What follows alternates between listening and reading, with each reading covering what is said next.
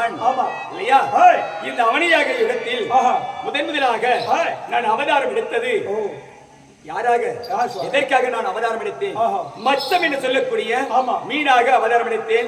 என்னுடைய மகன் பிரம்மதேவன் அவன் என்று சொல்லக்கூடிய உலகத்தை பிரபஞ்சம் அடைய செய்ய வேண்டும். அதற்காக பிரம்மனால் மட்டுமே முடியும். வேதங்கள் நான்கினை அவனிடம் படித்தேன். ரீகேசோ சாமம் அதர்வனம் என்று சொல்லக்கூடிய வேதங்கள் நான்கினை கொடுத்து பிரம்ம பாராயணம் செய், அப்போது உலகத்தில் உயிர்கள் பிறக்கும் என்று சொல்லியதும் ஒரு நிபந்தனை நான் விதித்தேன். முதலில் இருக்கக்கூடிய 3 வேதத்தை மட்டும் பாராயணம் செய், அதர்வன வேதத்தை பாராயணம் செய்யாது என்ன நான் சொல்லி கொடுக்கும் போது பிரம்மதேவனுக்கு சந்தேகம். தந்தையார் தன்னிடம் என்று ஏதோ மறைக்கிறார். 4வது வேதத்தை அதை பாராயணம் செய்ய முடியாமல் தடுக்கிறார் என்று அவனுக்கு ஒரு சந்தேகம் வந்து 3 வேதத்தோடு சேர்த்து அதர்வன வேதத்தையும் அவன் பாராயணம் செய்தான். அதன் பயனாக சூரன் பிறந்தான். சோமிகா சூரன் பிறந்து வேதங்கள் 4ஐயும் களவாடினான். பிரம்மனிடத்திலிருந்து பிடுங்கினான், கட்டினான் கம்பத்தில். அப்படி துசக்கம்பத்தில் கட்டி வைத்து விட்டு இங்கிருந்தால் விடமாட்டார்கள் எவர் என்று கடலிலே சென்று மறைந்து கொண்டான். திருப்பற்கடலில் சென்று மறைந்தான். உடனே பிரம்மதேவன் என்னை தியானிக்க, சரி இது வேதங்களை காப்பாற்ற வேண்டும் என்பதற்காக என்ன செய்தேன் தெரியுமா? கடலில் அவன் எடுத்திருக்கிறான், எங்கே போய் மறைந்திருக்கிறானோ தெரியாது என்று மச்சமிட சொல்லக்கூடிய மீனாக அவதரித்து கடலில் நான் குதித்தேன். 7 நாட்களாக அவனிடம் சண்டை செய்து, அவ்வாறு சண்டை செய்து வேதங்கள் 4ஐ அவனை மடித்து வேதங்கள் 4ஐ மீட்டு பிரம்மதேவனிடம் கொடுத்தேன். அதற்காக நான் எடுத்த அவதாரம் மச்சமிட சொல்லக்கூடிய மீனாக அவதாரம் எடுத்தேன். இவ்வாறு ஒவ்வொரு அவதாரமாக எடுக்க காரணம் இருந்தது இல்லையா? அதற்கு காரணகர்த்தா வந்து துர்வாச மகாமுனிவர். அவர் கொடுத்த சாபமே எனக்கு மரமாக மாறியது. அப்படி மாறியதாக இருந்தாலும் இன்றைய நாளையில் நான் வந்த நோக்கம் எதற்காக நான் வந்திருக்கிறேன், என்ன காரணம்? அதாவது என்னுடைய அத்தை பிள்ளைகள் 5 ராஜாக்கள். அப்படி 5 ராஜாக்களாக இருந்தாலும் பொறுமையிலும் தர்ம குணத்திலும் மிகுந்தவன் தர்மராஜன். நான் எதை சொன்னாலும் கேட்பான், தர்மத்தில் மிகுந்தவன், பொறுமையிலும் சிறந்தவன். ஆனால் அதற்கு பின்பே பிறந்தவர்கள் 2 பேர் அதீத பலசாலிகள். பலசாலிகளாக இருந்தாலும் ஆத்திரமுடையவர்கள். அவ்வாறு இருந்து இந்த நாளையில் தன்னுடைய வீரத்தையும் விவேகத்தையும் பயன்படுத்திக் கொண்டு சென்றார்கள். காரணம் என்ன தெரியுமா? யார் ஒருவர் நம்மை இழிவுபடுத்துகிறார்களோ அவர்களால் நமக்கு ஆபத்து இருக்கும் என்பதை அவர்கள் அறியவில்லை. அதனால் அங்கே பார்த்த உடனே நெல்லூர் பட்டணத்தில் இருந்து நிறுவம், ஒவ்வொரு நாட்டிற்கும் அவர்கள் நிறுவம் கொடுப்பது வழக்கம். காரணம் என்ன? கர்வத்தோடு இருக்கிறார்கள், தன்னை யாராலும் வெல்ல முடியாது. ஏனென்றால் அவர்களை நம்பவில்லை. அவருடைய சக்தி ஒன்று இருக்கிறது இல்லையா? மந்திர சக்தி. மலையாளம் சென்று மந்திரத்தை கற்று அதை வைத்து மோடி என்று சொல்லக்கூடிய ஒவ்வொரு பொருளையும் அதன் மந்திர உபதேசம் செய்து எடுக்க முடியாமல் தடுப்பது, தீரர்களையும் வீரர்களையும் அசிங்கப்படுத்துவது, அடிமைப்படுத்துவது, இவ்வாறு வழக்கமாக வைத்திருக்கும் போது தர்மராஜனுக்கு நிறுவனம் வந்தது. உங்களுடைய நாட்டில் வீரர்கள் யாராவது இருந்தால் எங்களை வெல்லுங்கள் பார்க்கலாம் என்று சொல்லியதும் தர்மன் பார்த்தான். சரி, யாரோ தெரிந்தோ தெரியாமல் எழுதியிருக்கிறார்கள், இதை தமிழர்களுக்கு தெரிய வைத்தால் ஓடெடுத்து சென்றார்கள் என்று மறைத்தும் பார்த்தான். முடியவில்லை. ஆனால் பீமனும் அர்ஜுனனும் கொந்தளித்து எழுகிறார்கள். கொந்தளித்து எழுந்து எப்படியாவது அந்த அரசியலாகிய 7 பெரிய அடிமைப்படுத்த வேண்டும். நாம் ஆண் மக்கள், பெண்கள் இவ்வாறு பேசலாமா? இல்லையா? பெண்கள் பெருமையோடு வாழ வேண்டும், ஆனால் ஆணவத்தோடு கர்வத்தோடு வாழக்கூடாது. அவர்கள் கர்வத்தை அணைக்க வேண்டும் என்று இருவரும் சென்றார்கள். சென்றவுடனே பார்த்தார்கள். பீமன் பார்த்தான், தான் பலசாலி, அதை வைத்து அவர்கள் வெல்லலாம் என்று பார்த்தால் அவனுடைய பலம் அங்கே ஈடுபடவில்லை. ஆனால் என்னுடைய வைத்துள்ள அர்ஜுனன் அதற்காக செல்லவில்லை. அவர்களை பார்க்க வேண்டும். அரசியலாக இருந்தால் அழகாக இருக்கிறார்களா, அவர்களை அடைந்தே தீர வேண்டும் என்ற ஆசையோடு அர்ஜுனன் சென்றார். அதுவும் முடியவில்லை. அங்கே சிறையில் இருக்கிறார்கள். அதனால் தர்மராஜன் தம்பிமார்கள் நெல்லூர் பட்டணம் சென்றார்கள். என்ன ஆபத்தோ இன்னும் வரவில்லை. அதற்காக என்னை தியானித்திருக்கிறார். இருந்தாலும் அந்த 7 பேர் ஆரவள்ளி, சூரவள்ளி, அலங்காரவள்ளி என்று சொல்லக்கூடியவர்களுக்கு எதற்காக ஆண்களை பார்த்தால் பிடிக்கவில்லை? என்ன, ஒருத்தரை பார்த்தவே ரொம்ப பிடிக்கும், ஒருத்தரை பார்த்தவே சுத்தமா நமக்கு பிடிக்காது. ஆனால் ஆண்களை அவர்கள் பெருக்கக்கூடிய காரணம் என்ன? மகாசூரன் இல்லையா? நெல்லூர் பட்டணத்தில் வாழ்ந்து வந்த அந்த ஆரவளியின் மீது காதல் வயப்பட்டான்.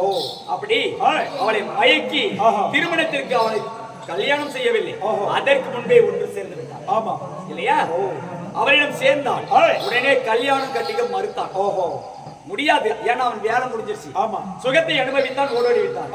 அதனால் அன்று முதல் உலகத்தில் நாட்டில் இருக்கக்கூடிய ஆண்கள் எல்லோருமே இப்படித்தான் இருப்பார்களா என்ற எண்ணம் அவர்களுக்கு வந்தது. ஆமா, அந்த ஆரவணிக்கு அதனால் ஆண்களையே வெறுத்தான், வெறுத்து அடிமைப்படுத்த நினைத்தாள். ஆமா, அதனாலதான் அன்றே அவள் மந்திரிகளை கற்க சென்றால் அந்த மந்திரத்தை பயன்படுத்தி ஆண் மக்களை பிடிக்காமல் போய்விட்டது. அவளுக்கு ஒரு பிள்ளையும் இருக்கிறது இல்லையா?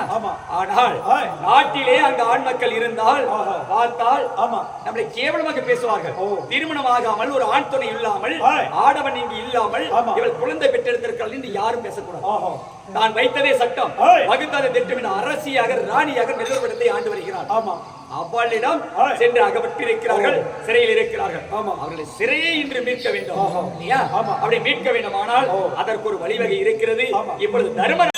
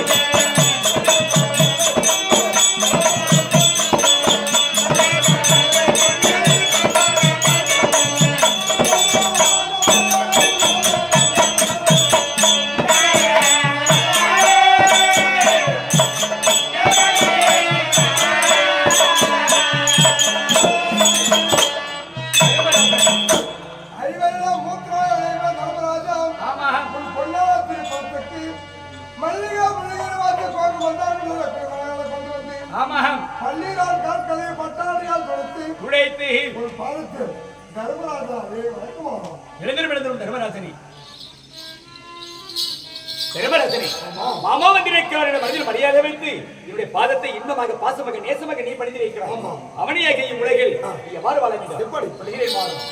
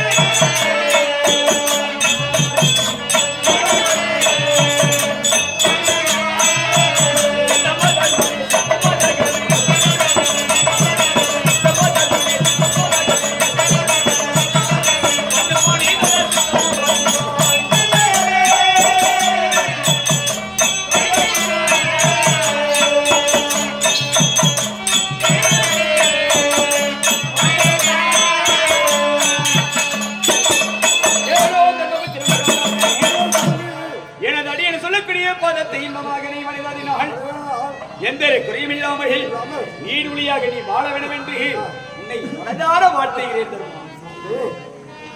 மனதார வாழ்த்துகிறார். என் மனமானது எப்படி இருக்குது தர்மராஜனே?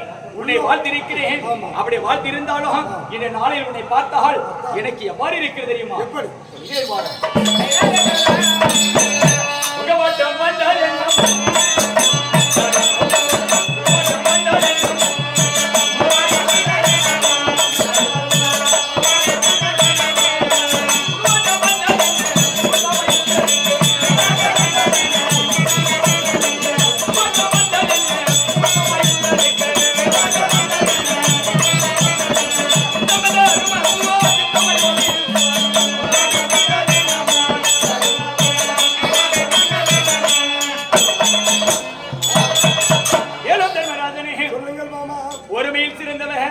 உலகத்தில் உயர்ந்தவன் அன்பிலும் பண்பிலும் பாசத்திலும் நேசத்திலும் நிறைந்தவர் தர்மராஜன். ஆமா. ஆனால் இன்றைய நாளையில் பார்த்தால் தடாகம் என்றால் குளம். குளத்திலே தாமரை இருந்தல் பூத்திருக்கும். காலையில் கதிரவனாகிய சூரிய பகவான் கண்டதும் ஒட்டாக இருக்கக்கூடிய தாமரை இதழ் விரித்து சந்தோஷமாக மலரும். அவ்வாறு உன்னுடைய முகம் சந்தோஷத்துடன் இருக்கும். ஆனால் இன்றைய நாளையில் நான் பார்க்கும் போது மதிய நேரத்தில் வெயிலானது அதிகமாக இருக்கும். சூரிய கதிர்வொளி அதிகமாக பிரகாசிக்கும். அதனுடைய வெப்பம் அதிகமாக வரும். அந்த வெயிலிலே அந்த தடாகம் செல்லக்கூடிய குளத்தில் இருந்த தாமரையை வெளியெடுத்து வீசினால் எவ்வளவு வாடுமோ அதை போன்று வாடி இருக்கிறது முகம். அதற்கு மேலாக உன்னுடைய மனதானது இவ்வாறு ஏன் தயக்கத்தில் இருக்கிறது, வேதனைப்பட்டுக் கொண்டிருக்கிறது, என்ன காரணம்? எதற்காக நினைத்தால் ஏன் பகவான் கேட்கவே மாமா? ஆமா ஆமா. என்னவென்று சொல்ல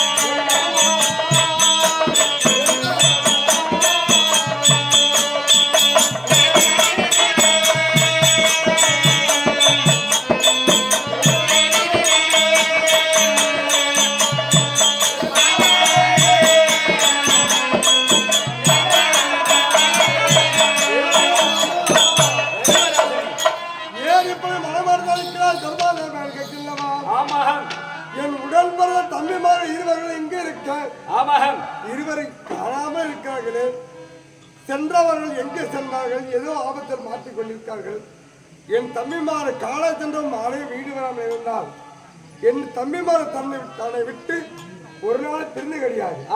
தம்பிமாரத்தில் நானும் இருந்தது கிடையாது.